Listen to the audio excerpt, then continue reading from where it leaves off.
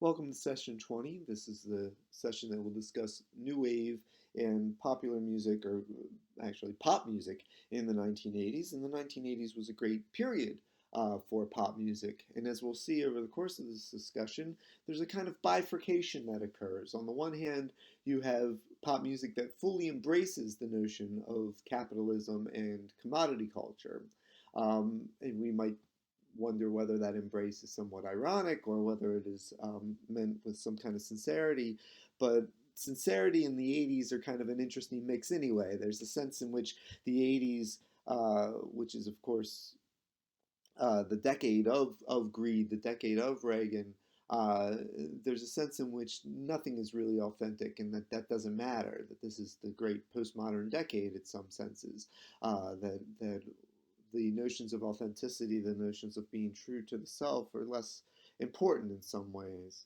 So on the one hand, you have popular music that embraces commodity culture seemingly wholeheartedly, maybe with some kind of joyful irony. And then you have pop culture and pop music that uses the blandishments or the form of commodity culture and yet uses that to somehow criticize, again, perhaps ironically, perhaps genuinely criticize commodity culture. We'll see that, for instance, with Radio by Elvis Costello in just a moment. So this is the period of Reaganomics, right? Reagan is in the White House from 81 until 88,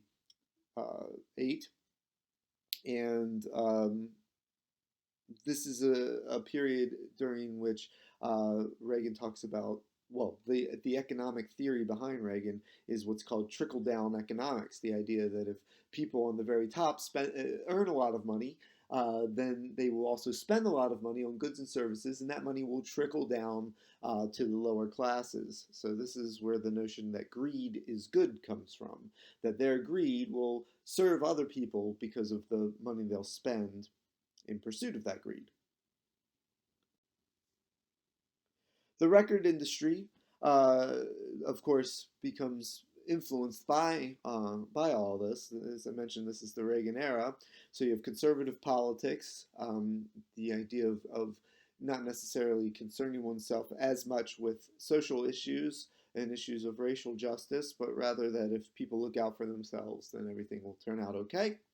You have supply side economics, the idea that you're more interested in the pursuit of wealth rather than in distribution. This is also the period of the AIDS epidemic, and Reagan largely ignored it, especially at first. It took a long time for him to even say the word AIDS in any of his speeches, and many people see that as his turning a blind eye toward gay culture.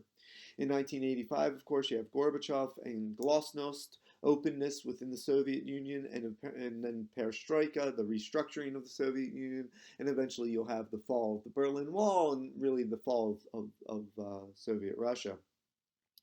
The AM radio sees the rise of talk radio, and so this will be the era that leads to Rush Limbaugh and so on. This is the era of cable television and the diversity that cable television brings with it.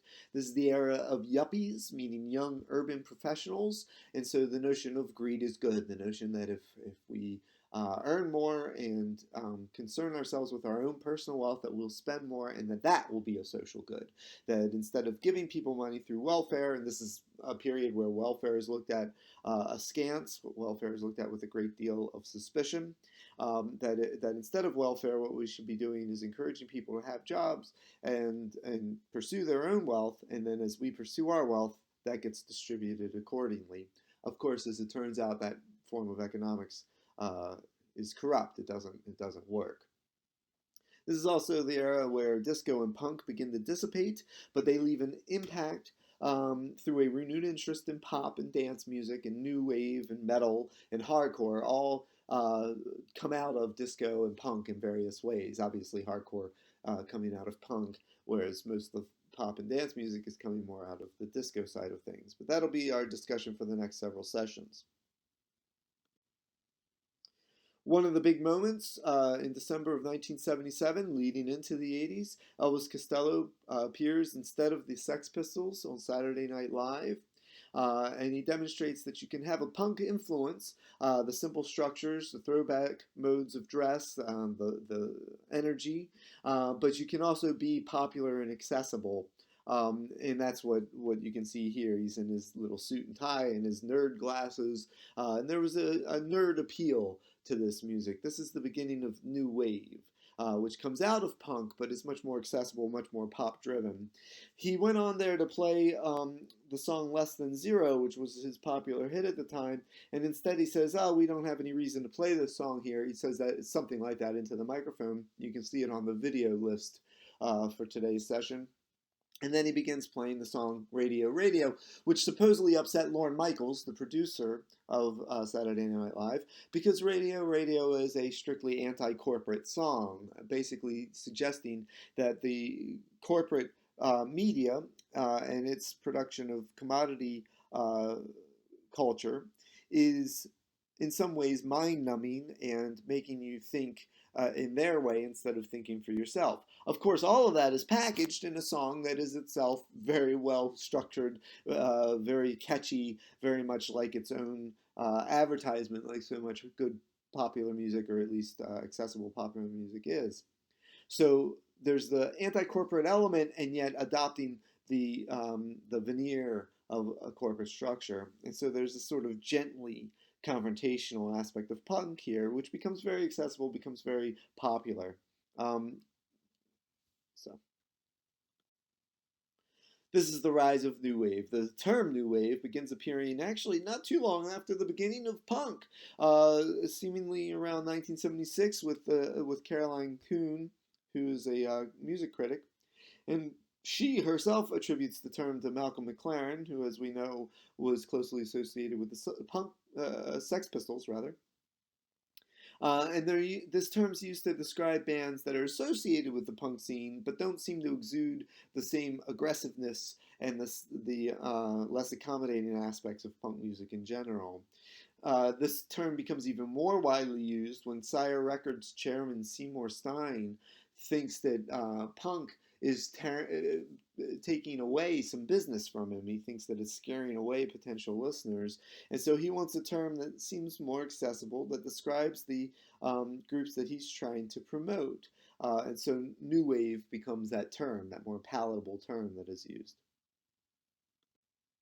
This is a period where record companies are investing heavily in this kind of music. So this is post-punk music, new wave. It's somewhat nerdy. It has an easy sense of irony, meaning it's not arch, it's not confrontational, right? It's easily accessible. It's a mix of traditional rock and roll elements, so the song structures, the more guitar-driven elements, with synthesizers. So it has this pop element and this rock element. The rock element, some of it is a sort of throwback to the 50s and 60s, just like original punk, but without that sort of DIY aesthetic, that do-it-yourself, more confrontational aesthetic, even if there is a kind of do-it-yourself or college rocky element to some of this music.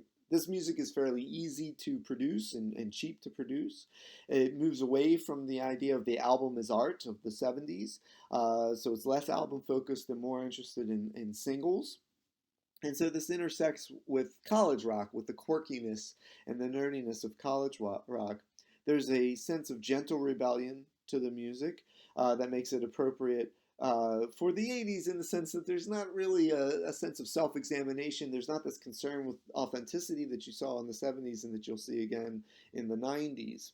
Um, it was safe for listeners, and it was safe as an investment for the record industry at a time when the music industry in general had hit its largest slump since the Beatles.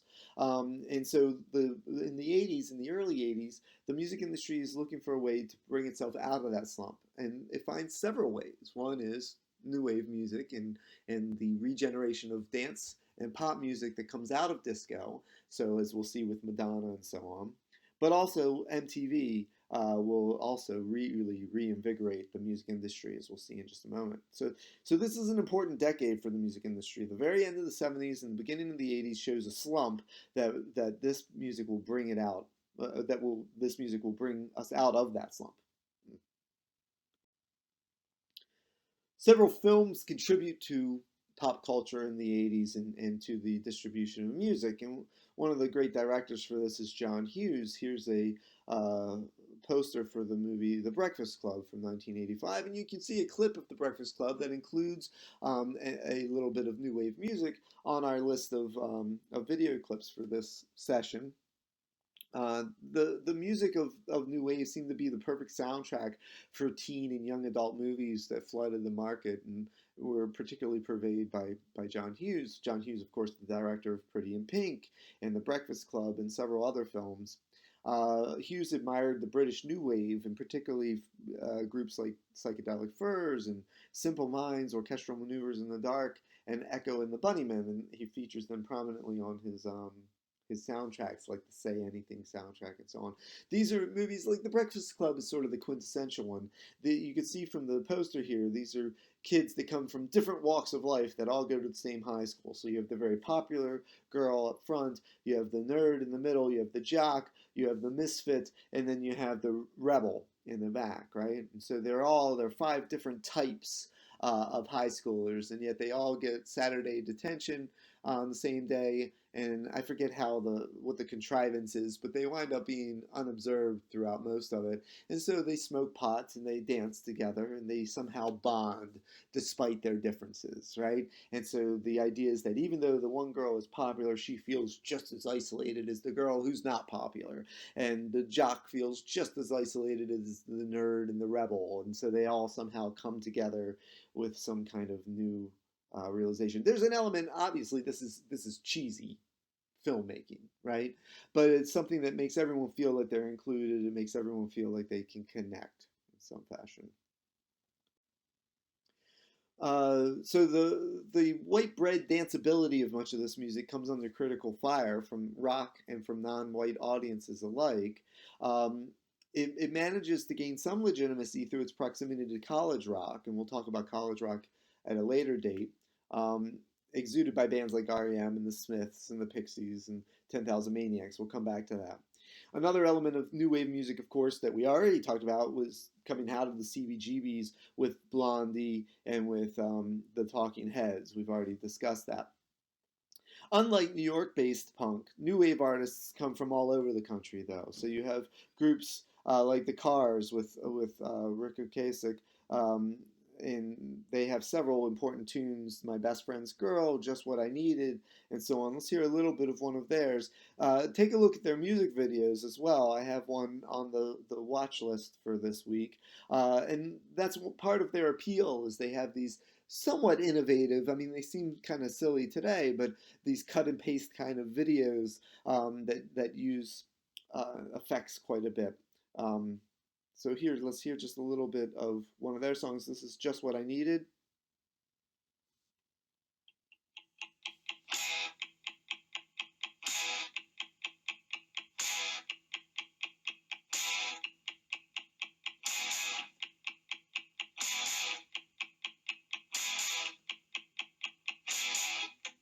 I don't mind you coming here, wasting all my time. 'Cause when you're standing oh so near, I kinda lose my mind. It's not the perfume that you wear, it's not the ribbons in your hair. I don't mind you coming here and wasting all my time.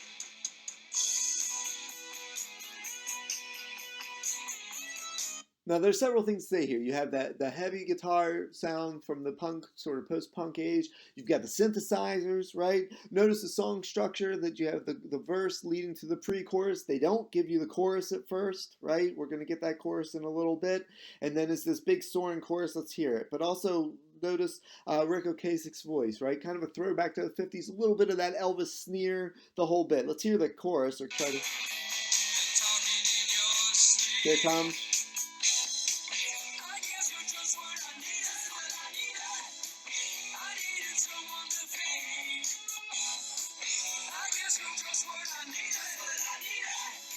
So the big sounding chorus and the people coming in behind, the backup singers behind him. Then we have some of the stranger, sort of nerdier groups. One of the best, I think, is Devo, where they're really drawing on both punk music and electronica, and doing some rather bizarre things. Here's their song Whip It. The video for that's also on your watch list for this week, and I recommend you watch it. It's wonderfully bizarre. Here's the song. Notice the kind of punk drumming. The synth and the guitar playing this nice little riff. But then the singing, it's hardly singing at all. They're trying to sound somewhat mechanical and robotic.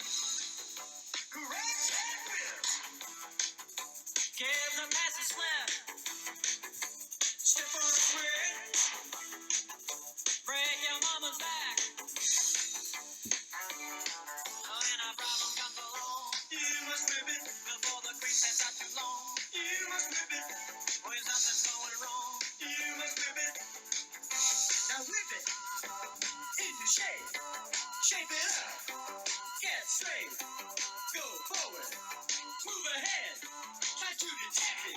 It's not too late to whip it good. So this very catchy song that's also very bizarre, right? It has a sort of danceability to it.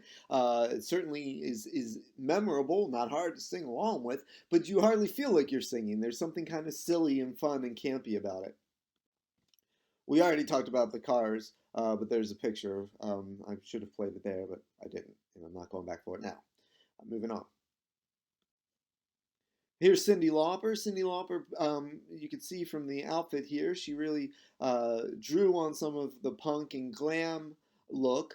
She really kind of she was already a fairly established, although not popular, singer by the time she had her breakthrough with the album She's So Unusual. And that's part of her gimmick here, is that she's the misfit, right? She's the girl that doesn't fit in. I put the video for Just Girls Just Want to Have Fun, and I'd like you to take a look at it. It's a good example of how she markets herself as this 80s oddball, just like the misfit Ali Sheedy character on The Breakfast Club. Let's hear a little bit of Girls Just Want to Have Fun, just the opening of it.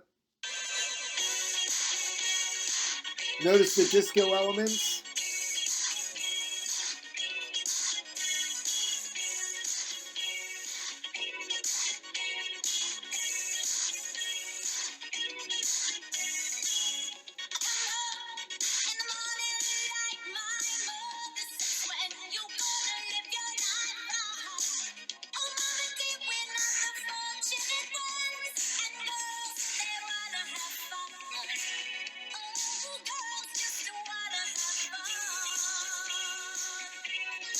There's something very interesting about this song. You know, on the one hand, it's clearly kind of it almost seems like it could be taken in a demeaning sense. Ah, girls just want to have fun. They're not serious people. And yet the way she delivers it, the punkiness behind it, the way that she pitches her voice so that it's almost shouting as much as it's singing, gives it this sense of rebellion that girls want to have fun. They don't want to be stuck with the roles that are given to them and so on.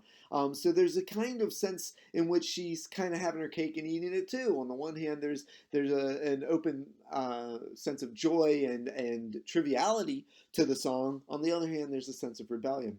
Another song that's from that album that was a big hit for her was the ballad "Time After Time," which I'm going to talk about in my analysis video for this week. Let's hear just the opening of that. So a very synth-heavy song.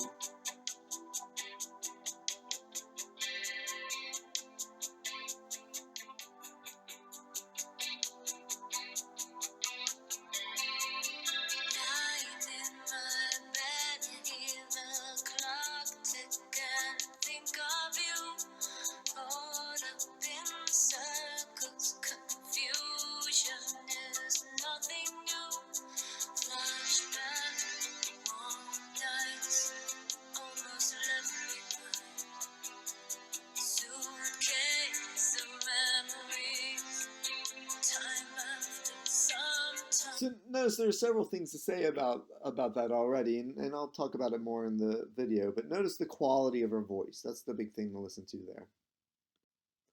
Another band that was quite big in the sort of new wave and poppy era here was the Go Go's. They were a girl group, and they have a series of pretty big songs. One of them is Our Lips Are Sealed. Let's listen to a little bit of it.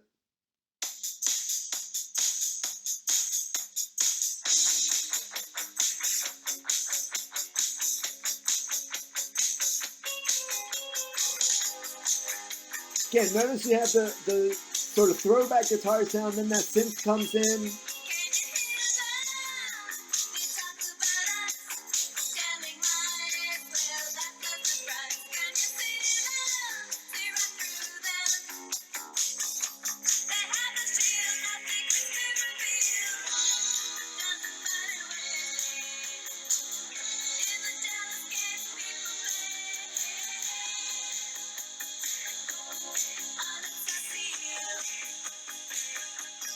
Again, a very simple song. Notice that you know we're here.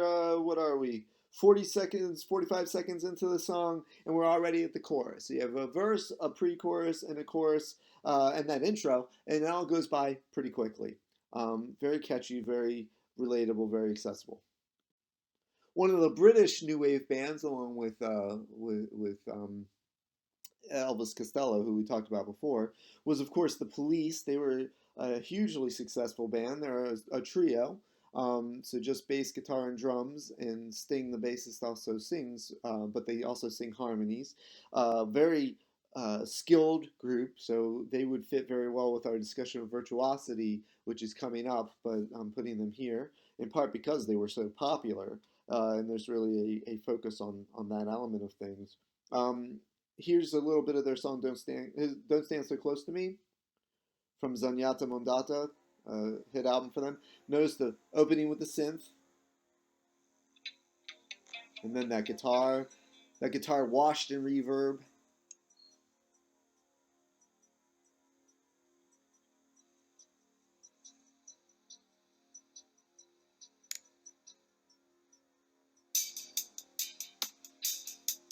Notice also the reggae element. Remember that punk and post-punk in the UK is very influenced by reggae, and you can hear that here as well. Young teacher, the subject of schoolgirl fantasy. She wants him so bad. One interesting thing about this song is just how menacing it sounds at first. Inside her, there's longing. This girl's in page. Bookmarking, she's so close now. This girl is half his age. Don't stand But then the chorus, so close to me. the chorus is much more poppy and sort of easily accessible and so on. So it's an interesting contrast, that song. And of course, it's more or less about a teacher who's turned on by one of his underage students. So there's something creepy about the text of the song in general, and yet when you hear the chorus, there's something almost off-puttingly easygoing about it all. Now, MTV is one of the major figures here, and almost all the songs we just talked about have videos that you'll see on the video list.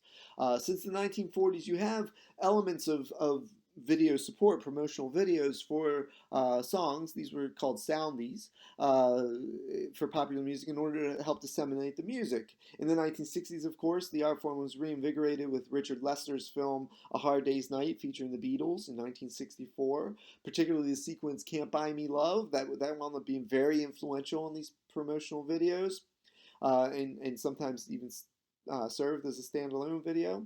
There were shows in the 70s like the Now Explosion that featured videos. And then in 1974, Gary Van Haas, the vice president of the Televac Corporation, created a music video channel to play in retail stores so that when you were in a retail store, there would be a little screen that would be playing these videos.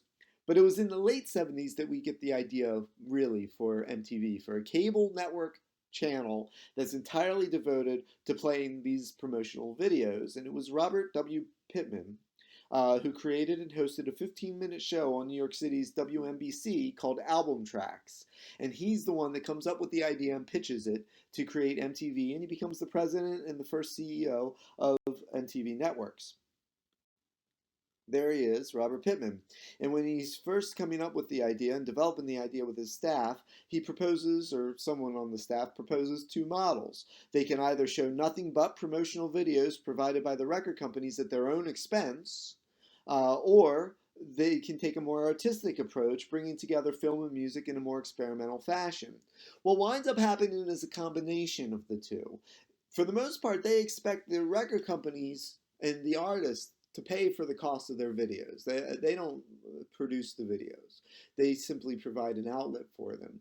But because of the nature of the channel and because of how popular it becomes, various artists almost immediately begin competing with each other to have more and more sort of special event kind of videos here.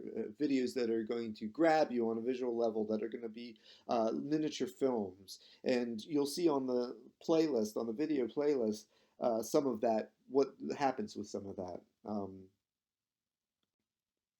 It launches on August 1st, 1981, and the very first video is the Buggles' Video Killed the Radio Star. Let's hear just a little bit of it, but you really should watch the video, of course. It's a classic new wave tune.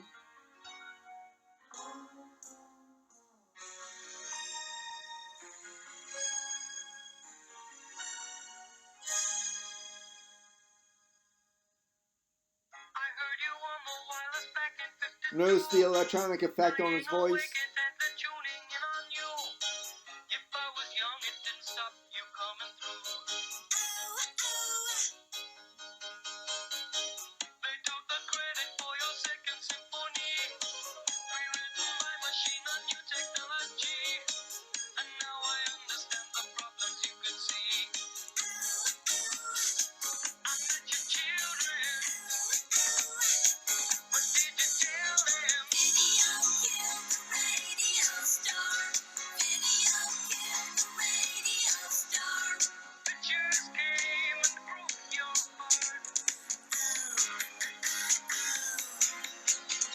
It's kind of the perfect new wave tune in a lot of ways. You've got those female voices, and some of the elements of the beat certainly are coming from the disco tradition, and yet you've got this kind of easy irony involved in the post-punk tradition. It's a great example of how this works. Now, a lot of people didn't put a lot of effort into these early videos.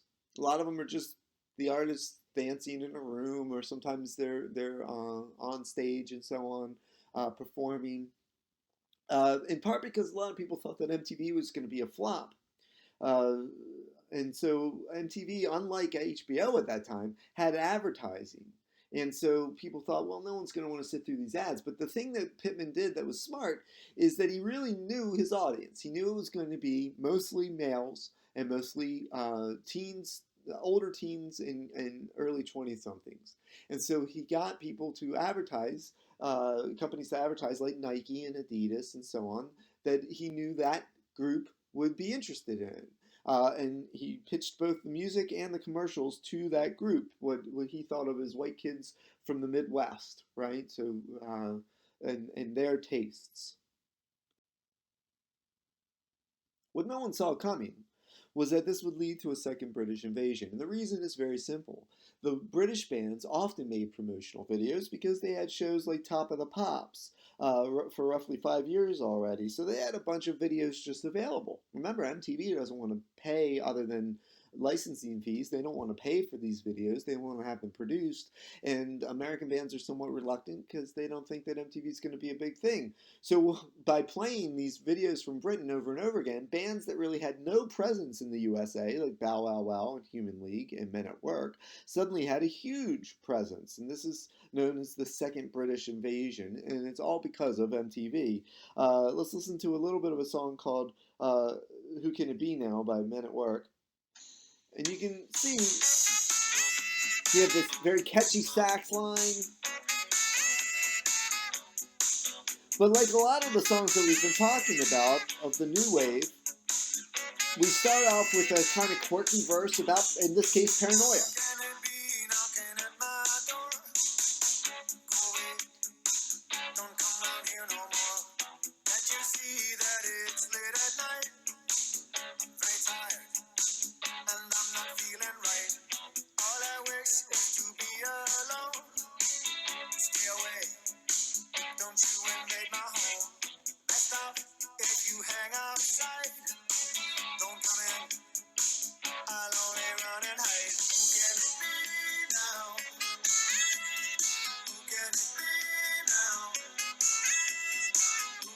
So again, a very quirky verse followed by a very catchy hook, right? And this time the hook's even reinforced by the sax line immediately imitating it.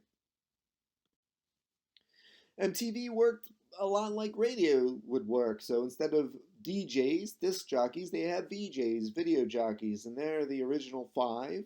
And you can see that Pittman picked them in part to have different personalities. So you have the older African American man who's sort of the solid traditionalist. You have the guy with the slightly long hair, who's right, and you have the sort of nerdier guy, not unlike a John Hughes movie in some ways.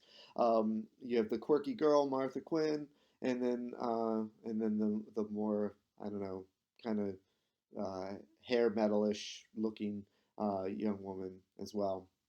And of course, you had the very famous MTV slogan or logo there, not slogan, but rather logo, that they played a lot of the commercials. At first, they had trouble selling commercials.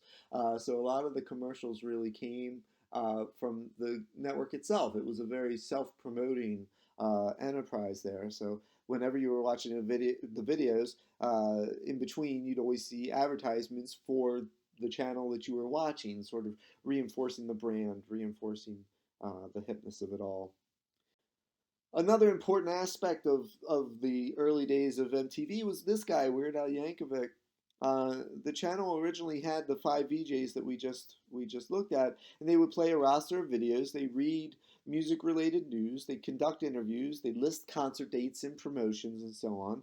But another featured character or fellow here, artist, was Weird Al Yankovic. He wasn't really a VJ, but he would sometimes appear as a guest in one of the performers, and he would also make parodies of various videos. So one of the things I'd like you to look at for this week is the Like a Virgin video by Madonna, and then Weird Al Yankovic's version, which is Like a Surgeon, where he takes off on the song. You can hear the opening, you can hear the medical device there, but then it begins with the hook from Like a Virgin,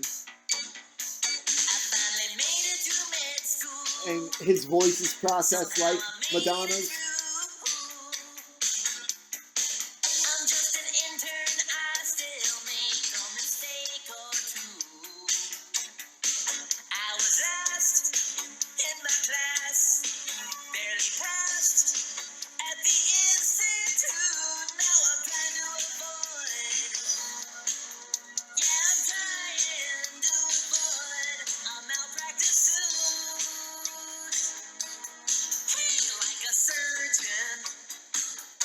So this parody, with the parody videos, very popular part of early MTV.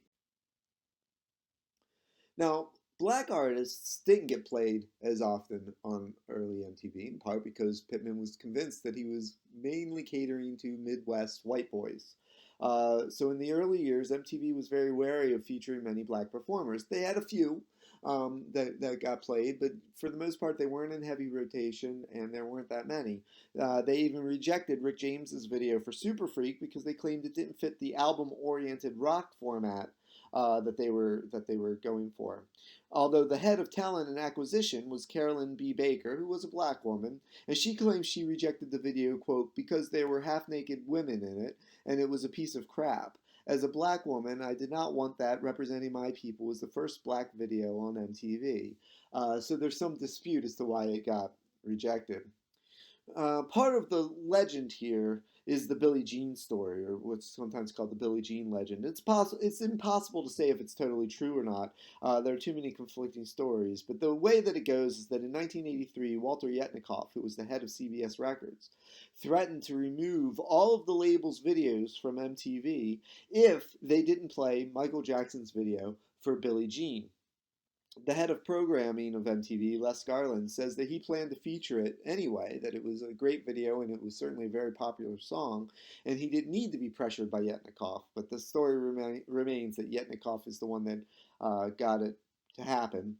And by the middle of 1983, there were several black artists in heavy rotation, and Billie Jean, of course, was the song that was one of the main ones. Let's hear a little bit of Billie Jean. Here you can see Walter Yetnikoff. He's there with Michael Jackson. He's the fellow between Michael Jackson um, and Judy Garland's daughter, whose name is escaping me at the moment. And then you can see Elizabeth Taylor's also there. Uh, and then there's another picture with Jesse Etnikoff and Michael Jackson. Here's a little bit of Billie Jean. This is a production, of course, by Quincy Jones. There's that deep bass, almost, you can hear the pitch, but it's way down there. The synth bass. Then the higher synth line, laying out the chords. She was more like beauty queen from a movie scene. I said, don't mind, but And then that inimitable delivery. I guess I shouldn't say it's inimitable because plenty of people did imitate it, but I think it's clear when Michael Jackson's doing it as opposed to all of his very many imitators. So what happens then after a few years, the production values of these videos skyrockets. You have some classic videos like the Eurythmics' Sweet Dreams are made of this. Dire Straits' Money for Nothing, David Lee Roth's Just a Gigolo, Aha's Take on Me, which we'll talk about later, and Peter Gabriel's Sledgehammer, which is one of the great videos of that period. Make sure that you watch that one, that's on the list. Let's hear just a little bit of the song. You can hear again, you have these synth sounds, these samples from pan flutes. Then it kicks in.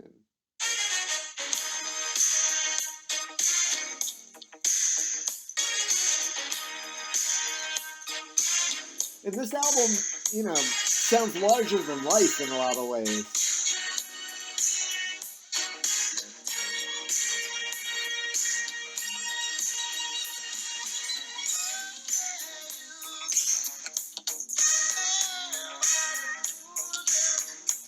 Now, keep in mind, Peter Gabriel was the lead singer of Genesis back when Genesis was a truly progressive band, right? When they were progressive rock, long before they were pop stars in any sense. He was part of the weirdest phase of that group, and they were one of the great progressive rock groups of that era.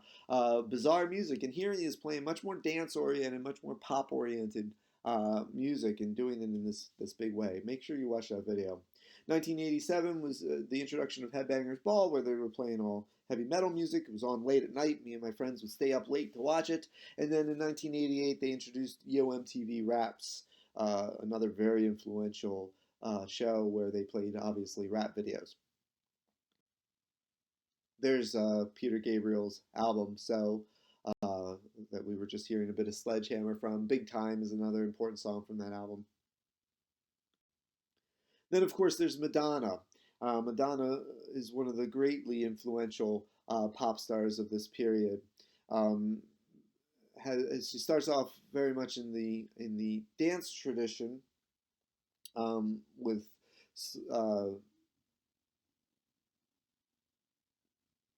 songs like Lucky Star and so on. But it's this next period with the album Like a Virgin where she really breaks out. Here's that album from 1986 with her on the front of it. And you can see this is a very typical mid 80s photo of Madonna, not unlike Cyndi Lauper, although less of the sort of quirkiness of Cyndi Lauper, but not without some elements of quirkiness. She becomes a fashion icon, much more in many ways than Cyndi Lauper was. So this idea of wearing the kind of prom dress, but punking it up just a little bit, this is a very typical look for people that were on the dance scene in the 1980s. Like a Virgin, of course, was not only a very important single for her, it was an important album. Let's hear just a little bit of the song Like a Virgin. Remember, we heard the parody not long ago.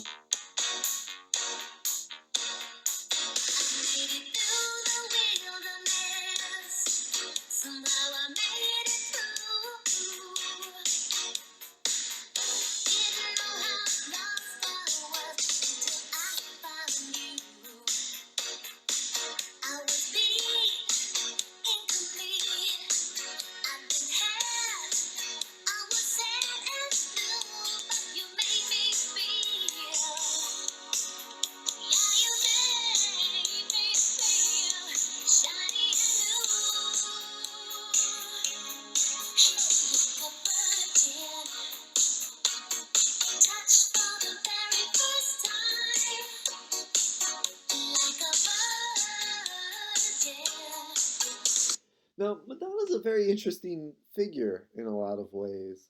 Uh, you can hear how she's marketing the song. The verse is sung very much in a little girl's voice. There are all sorts of markers for girlishness throughout. As she starts to move through the pre chorus, her voice takes on a more mature, more soaring timbre. And then the Like a Virgin has elements of sort of whisper, a little bit of vocal fry kind of thing happening in it, right? A more sexual orientation to the voice. So there's this way in which she's playing out these different paradigms of attractiveness. Um, and really, you can hear that there's a kind of semi-manipulative element to the song. She's playing on these signifiers for what might turn somebody on. Here we can see what Robert Grant said about her in Contemporary Strategy Analysis from 2005. Madonna's success is not the result, quote, of outstanding natural talent. As a vocalist, musician, dancer, songwriter, or actress, Madonna's talents seem modest. Rather, her success has been based on constant reinvention, which forced strategy analysts to reject the old notion of find a successful formula and stick to it. So these provocative videos and so on, they really make an impact both as a business model, but also on people's understanding of her in academia and so on.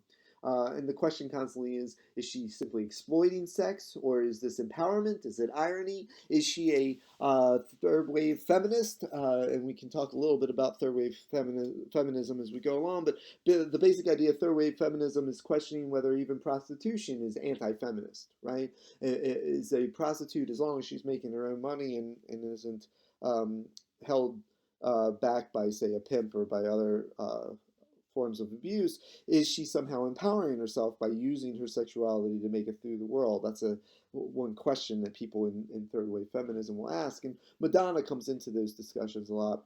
Here's a good example of that, which is, of course, Material Girl. We saw a few stills from the video on the last slide, and I would like you to watch the video for this week, but let's hear a little bit of the song.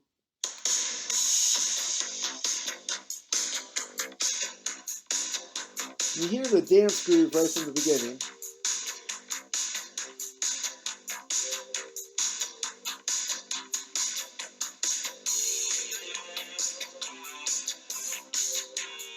So guitars and synths, and then that sound,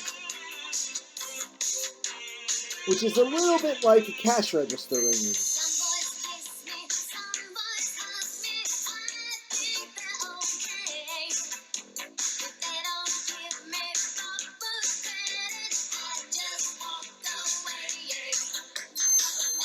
Notice the joke there, right? If they don't give me proper credit, I just walk away. Credit both in the sense of giving her credit for something she's done, but also in the sense of the credit card. Continuing.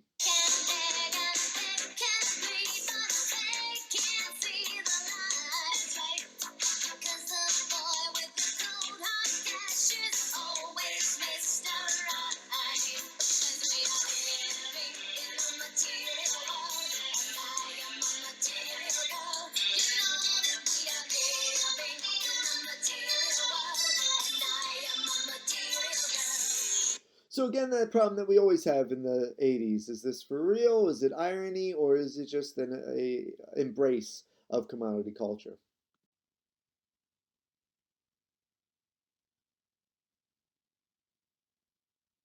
Here we see some stills from the song Material Girl, and I would like you to watch that video as part of this. So a huge part of her success comes from this constant innovation, this playing with sex, and the question then becomes: is this third wave feminism, or is this just exploitation? Here's the first breakthrough album for Michael Jackson. Of course, Michael Jackson was part of the Jackson 5, had a great deal of success there. Um, but the album Off the Wall in 1979 was his breakthrough as a solo artist. So he leaves Motown in 1975. He signs with Epic Records. Um, and so he's producing these solo recordings, but it's not really until Quincy Jones takes him up as the producer that he has his true breakthrough, and that's Off the Wall, which was a pop three and an R&B number one and a UK number one in '79. So it was a huge success. But Jackson insisted it was a failure, even though it was obviously a success.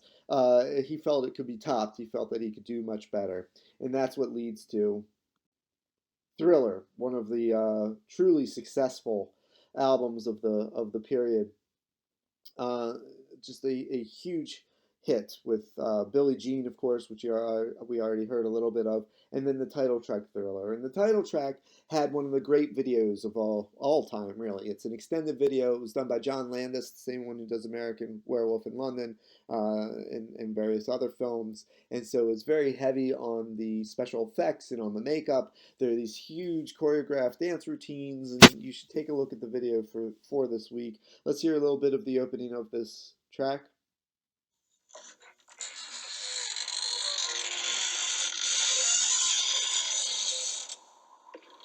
So the sound effects right from the beginning, almost like a Halloween album.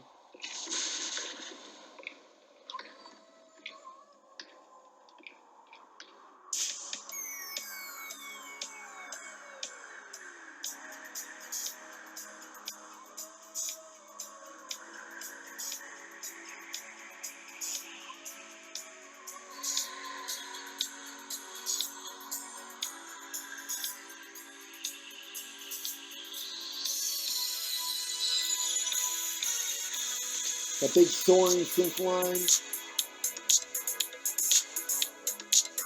and then that groove, right? Just borrowing a bit from 70s funk, and yet it's clearly not, right? There's a disco element to it. It's a synth line bass. It's close to midnight. Something evil's lurking in the dark.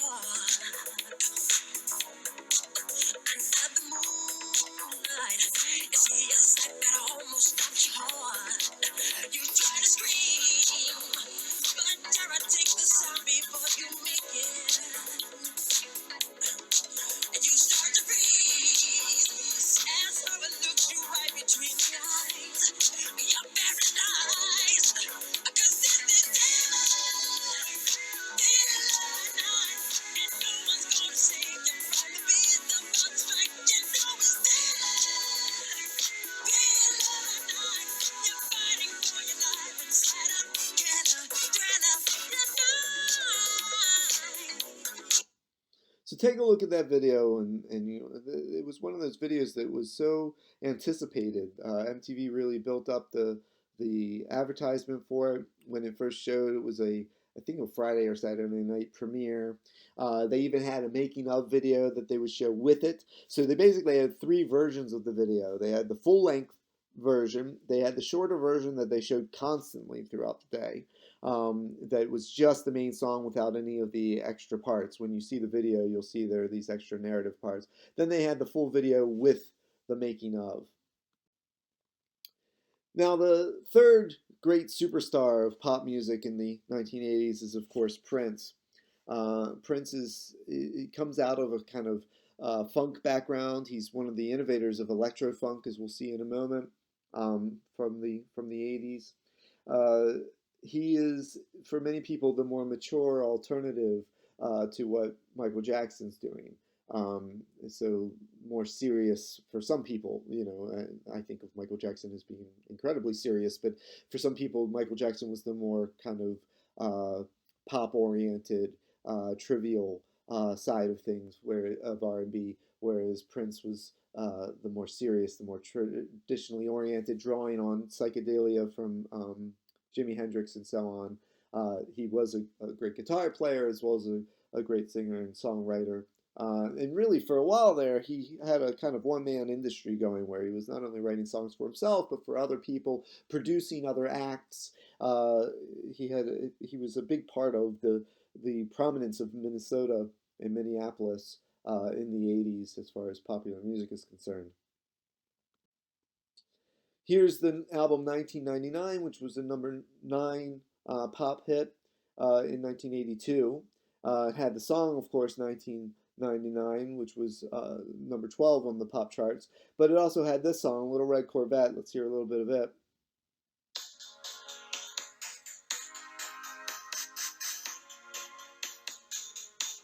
Once again, the synth sound so typical of the 80s.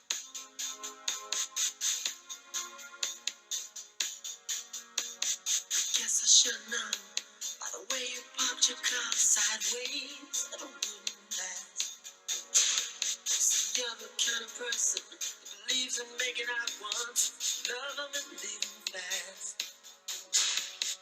Guess I must be dumb. Shed a bucket full of horses, Trojan and some abused. But it was Saturday night. I guess that makes it alright. You say, what have I got to lose? Money, I say, baby, calling. Baby, much too fast. Baby, calling. You need a love that's gonna last. Guess I should close my eyes when you. These were these two songs, 1999 and Little Red Corvette, were two of the first videos by a black artist to receive heavy rotation on MTV. MTV basically had a series of levels, and heavy rotation is where they played you every couple hours, every day, whereas other levels, you might get played twice a day or once a day or once a couple times a week or whatever. But he was on heavy rotation for these two songs. Also, the song Delirious was a very important one. He also made a video for the song Automatic, but it was banned from MTV. It had too many references to bondage and so on. This album really pushes Prince's funk-inspired rock, the so-called Minneapolis sound, into the new age of electro-funk with its more futuristic themes and the emphasis on the synthesizer and the drum machine. And this sound, by the way, was very influential in parts of early hip-hop as well. Dr. Dre was originally, before he was in NWA, he was originally in a band that was very much a Prince-inspired electro-funk band. Of course, the major album for Prince was this one, Purple Rain. It was a soundtrack to the film of the same name, and he was really marketed at this point as the serious alternative to Michael Jackson, that where Michael Jackson might seem to some to be frivolous and teen-oriented. Uh, Prince is adult and serious and more mature. This album had a series of hits, including the first number one on the pop charts that Prince ever had, which is this song, When Doves Cry. Notice again, you start off, this part sometimes cut from the radio version, but you start with this Hendrix-inspired guitar bit.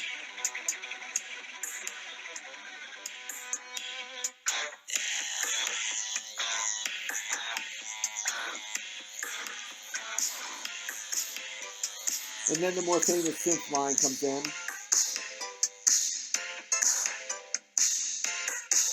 Notice how the song builds. Again, another great example of a sort of dance-oriented song. Builds from a fairly straightforward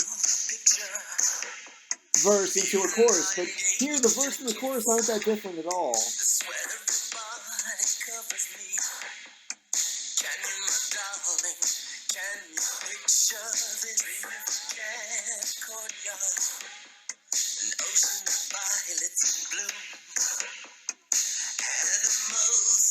Curious poses, they feel the heat between me and you. Just even standing alone in a world that's so cold, so cold. Maybe I'm just too demanding. Maybe I'm just like my father, too bold. Maybe I'm just like my mother. She's never satisfied. Why do we scream at each other? This is what it sounds like when doves cry. So notice there's a decent amount of variety, especially in the synth lines, but the melody lines of the voice for the verse and the chorus are not that different, and it gives us the sense of a kind of constant wallowing in this mood, and at the same time all the sounds around it, the production values around it, give enough variety.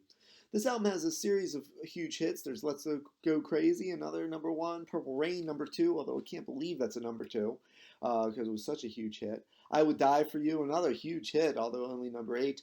And Take Me With You, number 25. The album also has a song called Darling Nikki. Now, Darling Nikki is a song that is sort of a masturbatory fantasy. And supposedly the story goes that Tipper Gore heard her young daughter singing along to this, and that's what inspired the PMRC. The PMRC is the Parents Music Resource Center, and it's an unofficial advisory group that attempted to censor, or at least to put warning labels on albums that they felt were offensive, usually albums that dealt with sex, violence, or drug abuse. Here's a little bit of Darling Nikki.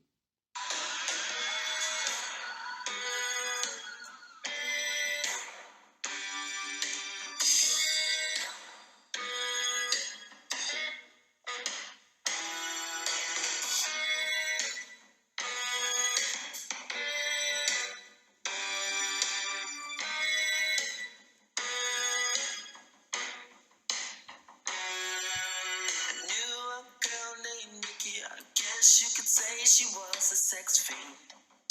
I met her in a hotel lobby, masturbating with a magazine.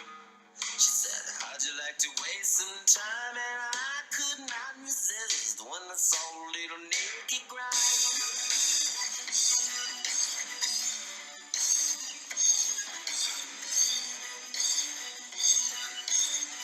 So the legend is that Tipper Gore, the wife of Al Gore, the eventual vice president, although not yet, obviously, this is 1985 we're talking about, so still in the Reagan era, that she heard her daughter singing along to this, was outraged, and felt that there should be warning labels, a rating system, much like one has in films. So just like films can be rated R, there ought to be some kind of rating system for albums.